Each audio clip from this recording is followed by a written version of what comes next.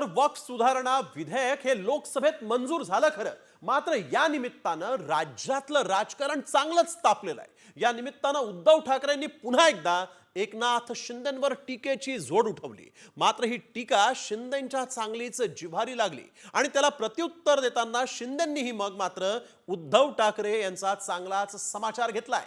पाहुयात या रिपोर्टमध्ये। ती गद्दार एसनशी सेना आहे। एसनशी जे काय आहे ते एसनशी त्यांनी काय करायचं ते करू दे, ती गद्दार सेना आहे। ऐकलत? गेल्या 3-4 दिवसांपासून उद्धव ठाकरेंनी शिंदेंच्या शिवसेनेला शिवसेना म्हणणंच योग्य नाही, ती गद्दारांची सेना आहे असं म्हणत शिंदे सेनेला एक नवीन नाव दिलंय।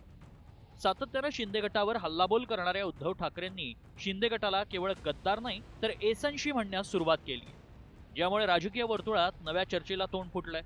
उद्धव ठाकरेंनी एसनशी असा जो उच्चार केलाय त्यावरून आता दोन्ही शिवसेनेत नवा वाद पेटलाय आणि त्यावर थेट उपमुख्यमंत्री एकनाथ शिंदेंनी पलटवार केलाय। शिवसेना युबीटी नाही, शिवसेना एकच आहे, दुसरी ती गद्दार सेना आहे। मी उघड उघड म्हणतोय ती गद्दारांची सेना आहे, ती गद्दार एसनशी सेना आहे। एसनशी जे काय आहे ते एसनशी त्यांनी काय करायचं ते करू दे, ती गद्दार सेना आहे। एसएनसी म्हणजे काय? एकनाथ संभाजी शिंदेचा शॉर्टकट एसएनसी म्हणून शॉर्टकट? मग मी असं म्हणू का त्यांचा युटी आहे, यूज अँड थ्रो,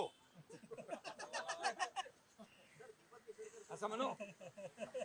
वापरो और फेको, ही त्यांची नीती आहे।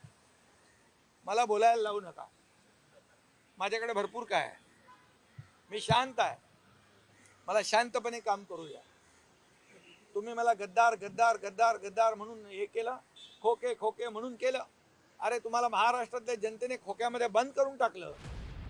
2022 मध्ये शिंदेंनी बंड करून शिवसेनेत फूट घडवून आणली आणि भाजपसोबत युती करत सत्ता स्थापन केली।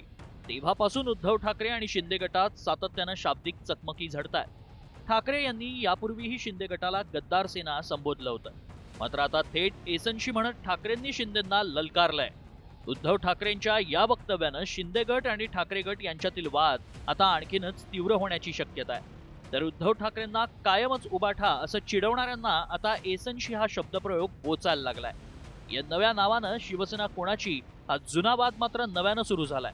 त्यामुळे एसनशी विरुद्ध युटी हा वाद कुठपर्यंत जाणार याकडेच लक्ष लागलंय। ब्युरो रिपोर्ट, साम टीव्ही।